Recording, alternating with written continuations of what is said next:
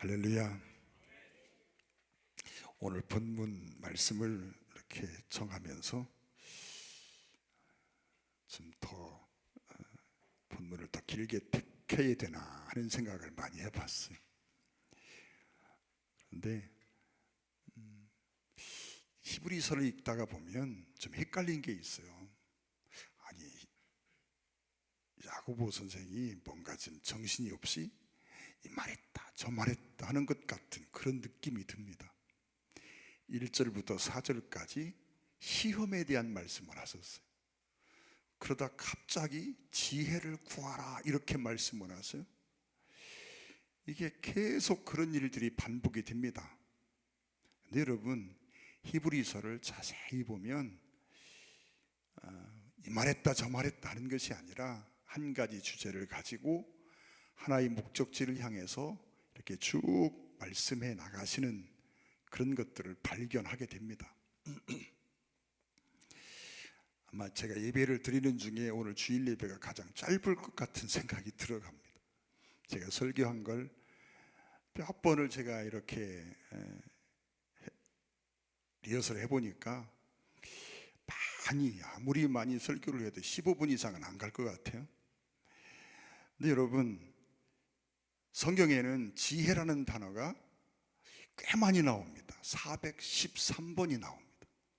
그 중에 121번이 잠언서에 나옵니다. 여러분, 지혜라는 단어가 이렇게 많이 나온다는 건 무슨 의미입니까? 성경에서 지혜를 굉장히 중요하게 생각한다는 거죠. 여러분, 성경에서 말하는 지혜와 세상의 지혜는 조금 차이가 있습니다. 우리 구어사전에는 지혜를 사리를 밝히고 잘 처리해가는 능력 이렇게 말하고 있고, 또 어떤 분은 토마스 칼레이 같은 분은 사람이 제일 무서운 것은 행운의 결핍이 아니라 지혜의 결핍이다 이런 말을 하고, 윌리엄 템플은 인간의 지혜는 그의 가장 좋은 친구고 어리석음은 그의 가장 큰 원수다 이렇게 말을 합니다. 근데 여러분, 일반적으로 우리가 가지고 있는 지혜에 대한 개념과 성경이 말하는 지혜에 대한 개념은 조금 다를 수 있습니다. 조금 다르다는 것보다 어쩌면 많이 다르다라고 생각할 수 있습니다. 5절에 보면 너희 중에 누구든지 지혜가 부족하거든 모든 사람에게 후히 주시고 꾸짖지 아니하시는 하나님께 구하라 그리하면 주시리라. 시험에 대한 말씀을 하시다가 갑자기 지혜를 구하라 이렇게 말씀을 하세요. 여러분, 이 말씀을 하신 배경이 여러분 2절에 보면 내 형제들아 너희가 여러 가지 시험을 당하거든 이런 표현이 나옵니다. 여러 가지 시험을 당하거든. 지금 흩어져 있는 12지파에게 지금 사도 야고보 선생이 편지를 쓰고 있습니다. 근데 그들 속에는 많은 문제가 있다 그랬습니다. 많은 시험들이 직면해 있습니다. 여러분, 수많은 문제, 여러 가지 갈등들, 사랑도 식어지고 서로 간에 편이 갈라지고 오고 가는 말이 거칠어지고 이런 여러 가지 불완전한 요소들이 그들 속에 있었습니다. 그리고 그러한 시험들 속에 이분들이 넘어져서 그만 실족하고 낙심한 사람들까지도 생겨납니다. 교회가 사랑으로 하나 되어야 되는데 사랑은 식어지고 서로 반목하고 대립하고 갈등이 더 격해지고 이런 모습들을 보이고 있습니다. 여러분, 사람이 살면서 시험은요 간단 없이 계속해서 다가옵니다. 하루에도 몇 번씩 여러분 이런 시험들이 다가오는 날도 있음을 우리는 보게 됩니다. 여러분, 시험도 여러 가지가 있습니다. 여러분, 하나님이 우리를 시험하신다 할 때 그 시험은 시험이라는 의미보다는 연단이라는 의미가 더 강하다라고 말씀을 드렸습니다. 우리에게 뭔가를 테스트하기 위해서가 아니라 우리를 무엇인가 새롭게 하고 우리를 연단해서 더 강하고 더 나은 사람으로 만들기 위한 하나님의 어떤 뜻이 그 속에 담겨 있다 그랬어요. 마귀가 주는 시험도 있습니다. 여러분, 마귀는요 끊임없이 우리의 삶을, 우리 삶 속에 들어와서 우리를 시험합니다. 우리가 깨닫고 있든 깨닫지 못하든 마귀는 늘 시험을 합니다. 대표적인 예로 예수님을 팔아먹었던 유다가 마귀의 시험에 넘어져 버리고 맙니다. 마귀가 그 마음속에 예수를 팔 생각을 넣었다라고 말씀드렸잖아요. 예수를 팔 생각, 그 유다의 마음이 아니었습니다. 마귀의 생각이었습니다. 마귀가 제 생각을 슬그머니 유다의 마음속에 넣었습니다. 여러분, 이처럼 사단은요 우리를 넘어뜨리기 위해서 끊임없이 우리를 시험합니다. 극단적으로 그걸 표현한 것이 사단 마귀가 우는 사자와 같이 할 수만 있으면 택한 자라도 삼키려고, 넘어뜨리려고 우리 주위를 호시탐탐 이렇게 노려보고 있다라고 말씀합니다. 여러분, 또 그런 마귀가 주는 시험이 있는가 하면 우리 스스로에게서 나오는 시험도 있습니다. 우리는 육신을 가지고 살아갑니다. 육체의 일은 현저하니 호색과 우상숭배와 당기는 것과 불리함과 술 취함과 이단과 방탕함과, 여러분, 이와 같은 것들이란 말합니다. 우리 육체는요 끊임없이 우리 속에 어떤 시험거리를 가져옵니다. 여러분, 미혹을 가져옵니다. 육체의 어떤 욕심들이 여러분 우리를 이러한 어떤 시험에 빠뜨려서 우리를 나락으로 끌어내리는 일들을 무수히 경험합니다. 이처럼 시험은 우리 삶 속에 끊임없이 다가오고 있습니다. 그런데 그러한 시험을 당할 때 우리에게 정말 필요한 것이 있는데, 그것이 지혜라고 하는 것입니다.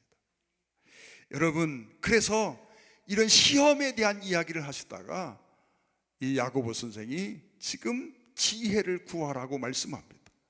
너희가 이렇게 많은 시험들 속에 빠져서 허우적거리고 있는데 너희에게 정말 지금 필요한 것이 있다. 그것은 지혜라고 말합니다. 근데 여러분, 지식과 지혜는 좀 비슷한 말같이 들립니다. 그렇지요? 그런데 지식과 지혜에는 확연한 차이가 있습니다. 여러분, 지식이 지혜는 아닙니다. 그런데 지식과 지혜는 확연히 다르면서도 또한 밀접한 관계를 가지고 있습니다. 지식이 없는 지혜는 참 위험합니다. 또 지혜가 없는 지식은 아무 쓸모없는 때가 참 많습니다. 여러분, 우리가 하나님의 말씀을 묵상하고 공부하고 깨닫습니다. 그건 지식이지요. 근데 여러분, 이 지식이, 우리가 알고 있는 이 지식이 지혜가 되기 위해서 필요한 과정들이 있음을 우리가 알아야 합니다. 잠언 1장 7절에 보면 그렇게 말합니다. 여호와를 경외하는 것이 지식의 근본이거늘 미련한 자는 지혜와 훈계를 멸시하느니라 라고 말합니다. 또 잠언 9장 10절에 보면 여호와를 경외하는 것이 지혜의 근본이요 거룩한 자를 아는 것이 명철이니라 말씀합니다. 여러분, 안다라고 하는 말의 의미를 구약적인 용어로 안다라고 할 때 이 야다, 안다는 의미를 여러 차례 설명드린 적이 있습니다. 야다는 지식이 아니라 경험이라 그랬습니다. 여러분, 우리가 하나님을 알고 있습니다.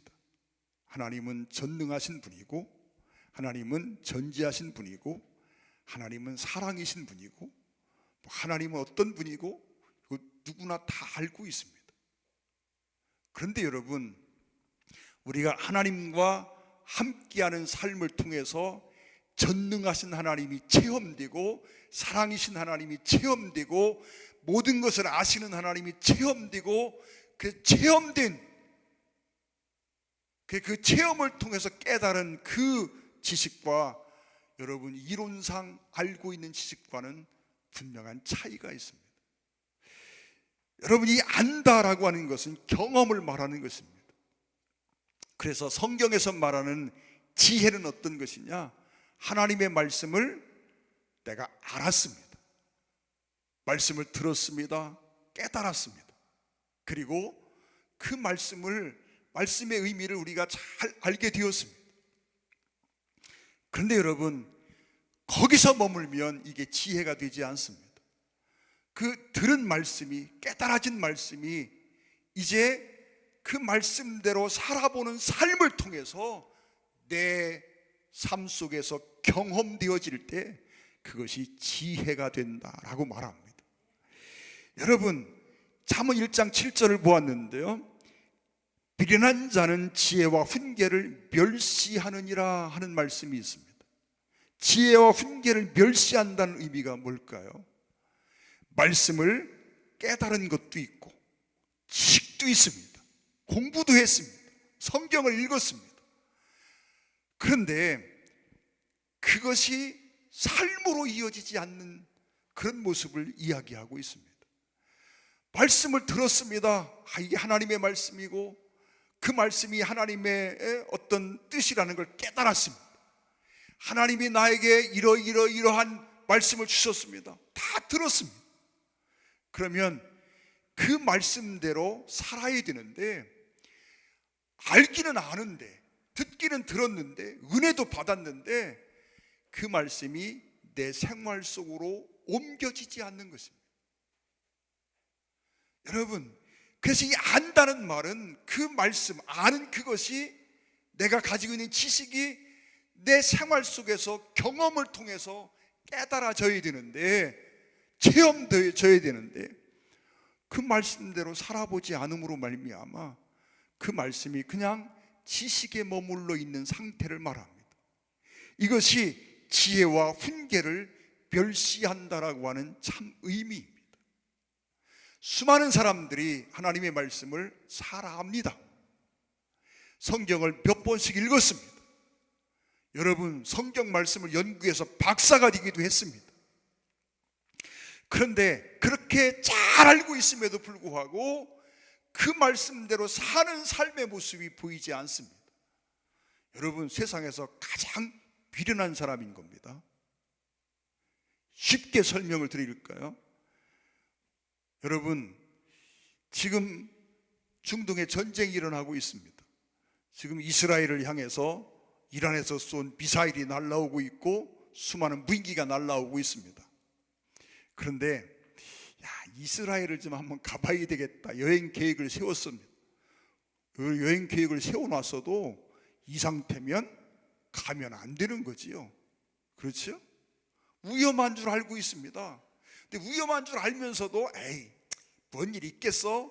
그리고 이스라엘로 여행을 갔다고 한번 생각해 봅시다. 그리고는 잘못돼 가지고 폭탄이 떨어져서 큰 부상을 입었습니다. 그럼 뭡니까? 여러분, 거기가 그렇게 위험한 줄 알면서도 그것으로 여행을 갔다 그러면 아는 것과, 여러분, 아는 것이 그에게 무슨 의미가 됩니까? 여러분, 아는 것이 오히려 그가 미련한 사람이라고 하는 결정적인 증거가 됩니다. 여러분, 성경의 말씀을 잘 알았습니다. 잘 깨달았습니다. 그런데 그게 생활로 옮겨지지 않습니다. 그러면 그게 어리석은 사람입니다. 여러분, 시편을 강의하면서 요즘 새벽에 그런 말씀을 나눴습니다. 어리석은 자라는 말이요, 나발이라는 말이라 그랬어요. 나발. 여러분, 나발하면 떠오르는 사람이 있죠. 여러분, 어리석은 자의 대명사 나발 아닙니까? 여러분, 어리석은 자, 나발, 바보라는 얘기인데, 바보가 뭡니까? 말씀을 깨달았는데 그대로 행하지 않는 것, 이게 지혜로운 사람의 반대, 어리석은 자입니다. 지혜로운 사람은 반석 위에 그 주초를 놓고 집을 지은 사람 같다라고 말합니다. 어리석은 사람은 모래 위에 호화로운 성을 짓는 사람이라, 우리가 주님의 어떤 비유를 통해서 깨닫고 있는 말씀이지 않습니까? 여러분, 모래 위에 집을 지으면 이 기초가 튼튼하지 못하니까 결국은 무너질 수 있다는 걸 잘 압니다. 그런데 그 모래 위에 집을 짓는, 그 지식이 있음에도 불구하고 모래 위에 집을 짓는다? 여러분, 바보지요. 근데 그 바보가 누구냐? 말씀을 들었는데 그 말씀을 깨달았는데 말씀대로 살지 않는 사람이라는 것입니다. 여러분, 어느 날부턴가 여러분 하나님의 말씀을 깨닫는 것이 두려움으로 다가오기 시작했다고 말씀을 드렸어요. 성경을 읽는데요, 너무너무 재밌고 좋은 거예요.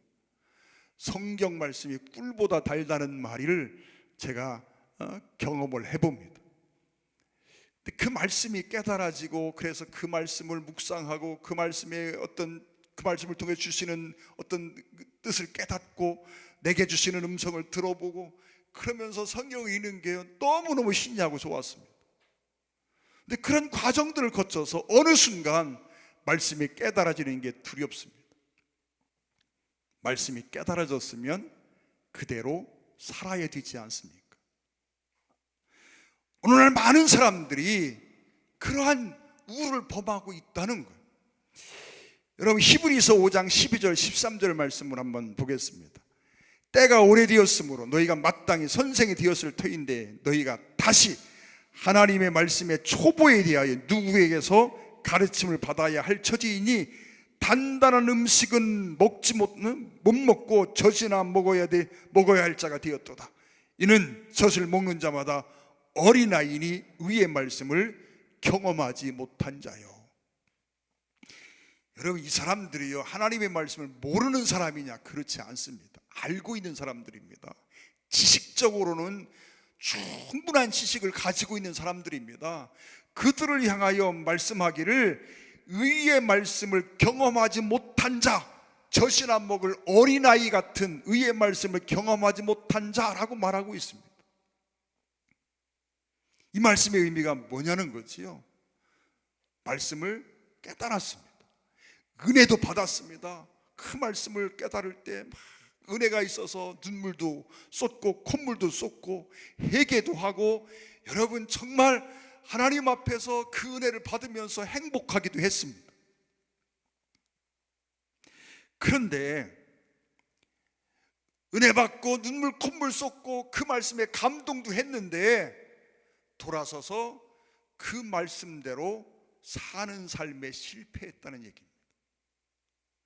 여러분, 그 말씀대로 사라지지가 않는 것입니다. 그 말씀대로 살고자 정말 우리가 애를 쓰고 노력해야 합니다. 여러분, 말씀대로 사는 것은 결코 쉽지 않습니다. 어떤 사람이 그럽시다. 도둑질 하지 말라. 도둑질 하는 게 쉽습니까? 안 하는 게 쉽습니까? 여러분, 그 뭔가 의도된 질문이지요. 여러분, 도둑질 안 하는 게 쉽지요? 그러나 여러분, 사실 도둑질 안 하면 사는 게 얼마나 어렵습니까? 여러분, 도둑질 한 번도 안 하신 분 같네. 여러분, 말씀대로 우리가 순종하고 사는 건 결코 쉽지 않습니다. 그래서 하나님의 말씀대로 살기 위해서는요, 결단이 필요합니다. 그리고 정말 하나님 앞에서 내가 이 말씀대로 살기 위해서 이를 악물고 그 말씀대로 살기 위해서 몸부림치는 노력이 있어야 합니다. 그냥 되어지는 게 아닙니다. 그래서 하나님의 말씀대로 살고 싶지만 여러분, 실제 그 삶에 어려움이 있으니까 포기하는 많은 사람들이 있습니다. 여러분, 결국은 무엇입니까? 말씀은 알지만 그 말씀대로 삶을 통해서 무엇인가 말씀이 경험되어지고 말씀이 내 속에 체득이 되어야 되는데, 지식으로는 아는데 그 말씀이 내 삶 속에서 경험되어지지 못했다는 얘기입니다. 결국 히브리적인 개념으로 생각하면 말씀을 아는 겁니까? 모르는 겁니까? 결국은 모르는 것과 같습니다. 결론입니다. 말씀을 모르는 것입니다. 시편 111편 10절 말씀에 여호와를 경외함이 지혜의 근본이라 그의 계명을 지키는 자는 다 훌륭한 지각을 가진 자입니다. 여러분, 그의 여호와를 경외함이 지혜의 근본이라 그의 계명을 지키는 자, 어떤 사람이요? 그의 계명을 지키는 자는 다 훌륭한 지각을 가진 자니 지혜로운 사람이란 얘기입니다. 여호와를 찬양함이 영원히 계속되리로다. 에베소서 5장 15절 말씀에 보면 그런즉 너희가 어떻게 행할지를 자세히 주의하여 지혜 없는 자같이 하지 말고 오직 지혜 있는 자같이 하여 세월을 아끼라. 때가 악하니라. 지혜 있는 자같이 어떻게 행할지를 자세히 주의하여. 여러분, 참다운 지혜가 무엇입니까? 말씀대로 하는 게 지혜입니다. 마태복음 7장 24절에 그러므로 누구든지 나의 이 말을 듣고 행하는 자는 뭐 하는 사람이요? 들은 사람이 아니라, 말씀을 듣는 게 중요하지요. 그런데 듣는 것으로 끝나는 것이 아니라 그 들은 말씀을 행하는 자는 그 집을 반석 위에 지은 지혜로운 사람 같은.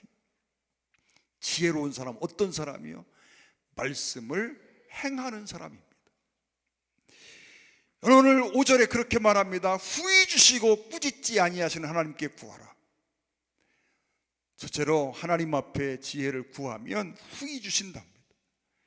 여러분, 지혜를 우리가 얻는 두 가지 길이 있습니다.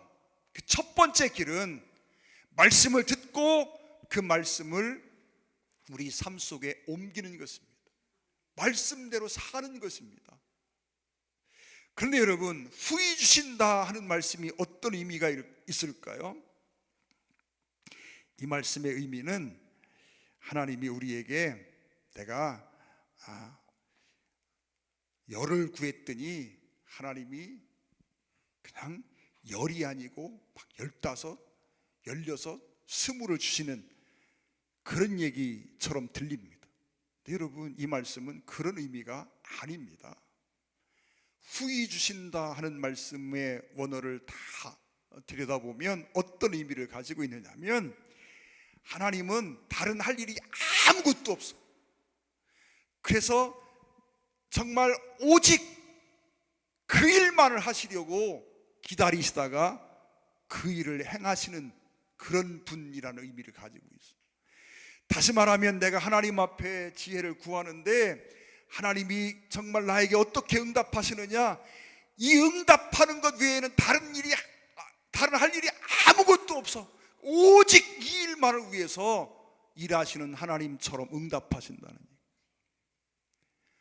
근데 여러분, 하나님 앞에 지혜를 구하면 하나님이 성령님을 통해서 나에게 지혜를 그냥 넣어주시는, 여러분, 그런 은사도 있습니다. 성령의 은혜로 말미암아 우리에게 갑자기 없던 지혜가 생기는 것도 있습니다. 그런데 그 지혜와 지금 말씀하고 있는 지혜와는 차이가 있습니다. 여러분, 후히 주시고 꾸짖지 아니하신다 말씀합니다. 첫째로 후히 주신다는 말씀이 뭡니까? 내가 하나님의 말씀을 들었습니다. 말씀을 깨달았습니다. 그 말씀대로 살아보는 것입니다. 살아보는데 사는 게 쉽지가 않잖아요. 하나님은요, 정말 내가 그렇게 살기를 소망하고 그렇게 살기를 마음에 결심하고 그렇게 살기 위해서 막 애를 쓰고 나아갑니다. 그러면요, 하나님은 내가 그렇게 살아갈 수 있도록, 그 삶에 성공할 수 있도록 온 신경을 집중해서 나의 삶을 살피시고 도우신다는 의미를 가지고 있습니다.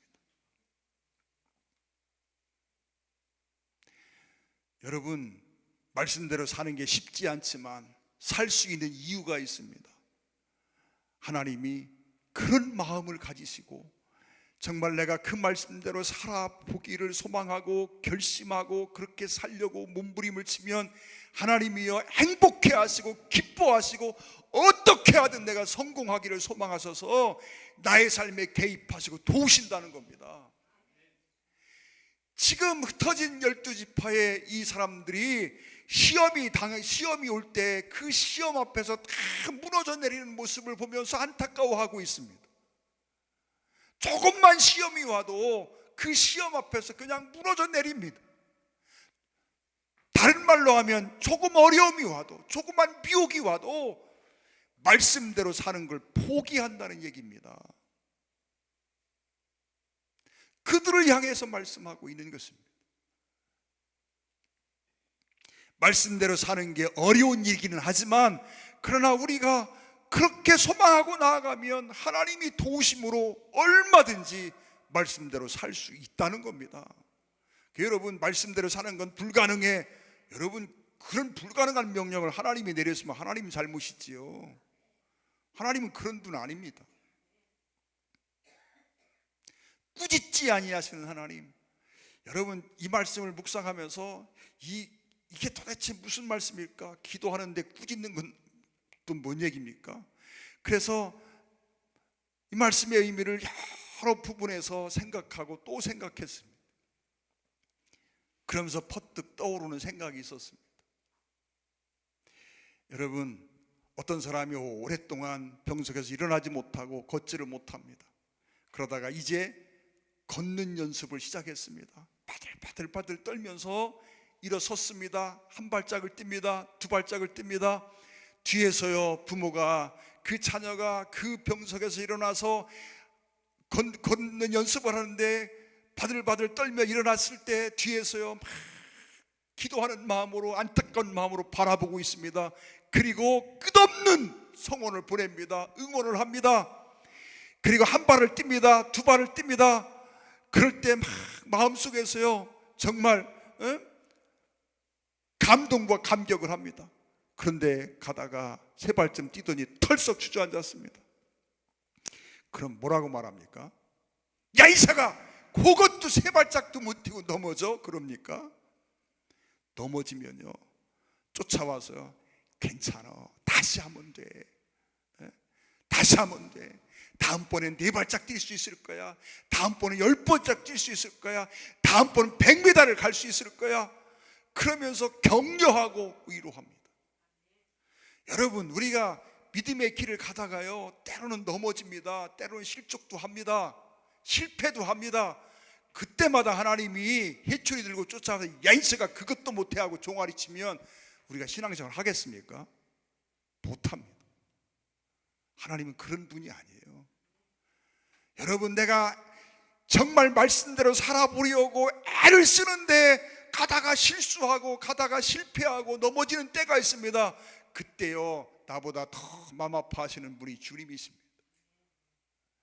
그래서 내게 다가오셔서 일으켜 세워주시고, 야, 다시 한번 해보자, 할 수 있어, 해봐, 너는 얼마든지 잘할 수 있어, 격려하시고 그러는 분이지, 야인서가 그것도 못하고 그래 넘어져 책망하시는 분이 아니라는 말입니다.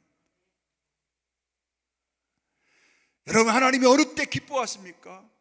내가 도전할 때 기뻐하십니다. 내가 지금 걸을 수 있는 상태가 아니지만 걸어보려고 일어서서 덜덜 떨면서도 한 발을 뛰고 두 발을 뛰고 걸어갈 때요 행복해 하십니다.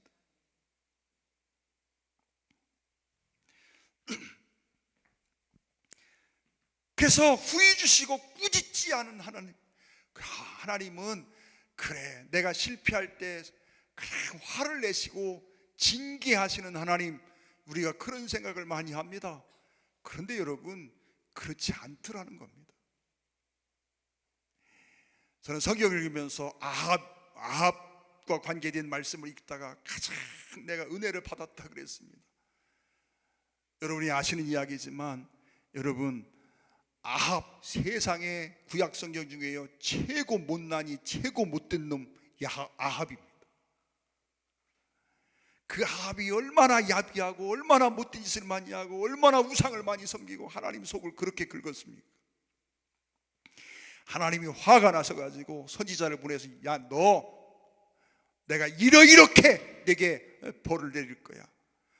그랬더니 아합이 그 말을 듣고 기가 팍 꺾였습니다. 그래서는 죽게 생겼으니까 하나님 앞에서요 정말 풀이 팍 죽어가지고 엉기적 걷습니다. 그리고 뭔가 다시금 마음을 돌이켜서 하나님께로 향할 그런 자세를 보입니다. 여러분, 아합은요 그 뒤도 그거 못했습니다. 그런데 그때 아합의 마음속에 그래, 내가 이렇게 살면 안 되지, 말씀대로 살아야지, 하나님 중심의 삶을 살아야지, 하나님 속 더 긁으면 안 되지, 그리고 두려운 마음을 가지고 이러다 내 맞아 죽지 않은 생각도 듭니다. 그래서 겸비한 모습을 보입니다. 잠깐 그런 모습이 보입니다. 그러니 하나님이 흥분을 해가지고 선지자를 보고는 말합니다. 야야야야야, 저 아합 좀 봐, 아합의 겸비한 모습 좀 봐. 그러면서요 하나님이 막 흥분해가지고 너무너무 기뻐서 펄펄 뛰는 모습이 나옵니다. 그 장면을 보면서요, 아직 그 사람 같지 않은 아합이요 겨우 돌아서는 신용하고 있는데 하나님은요 흥분해서 야, 저 아합을 좀 한번 봐라, 아합을 좀 한번 봐. 그러며 막 행복해 하시는 하나님의 모습을 보면서요 깨달은 게 있습니다. 당장 다리몽댕이를 문지러 놔도 희원치 않을 아합입니다. 죽여도 할 말 없는 아합입니다.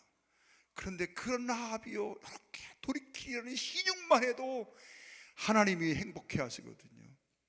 꾸짖지 않는 하나님은 어떤 하나님이십니까? 내가 살아보려고 애를 쓰는데, 내가 믿음을 지키려고 애를 쓰는데 그래도 우리는 넘어지고 그래도 우리는 실패합니다. 그래도 살다 보니까 이런 잘못도 하고 저런 잘못도 하고 하나님의 속을 긁는 때가 있습니다. 그런데도 하나님은요 그거 꾸짖으시는 하나님이 아니라, 그거 보고 화를 내시는 하나님이 아니라 다가오셔서 손을 잡아 이렇게 세우시고 아들아 괜찮아, 다시 한번 해봐, 너는 할 수 있어 하고 격려하시는 하나님이라는 말입니다. 15분 설교하린다 생각했는데 두 번째 단어는 아직 시작도 못했습니다. 나이가 들면서 말이 많아진 것 같아요. 다음 단어는 다음 시간에 생각해 보도록 하겠습니다. 516장 찬양 드리겠습니다.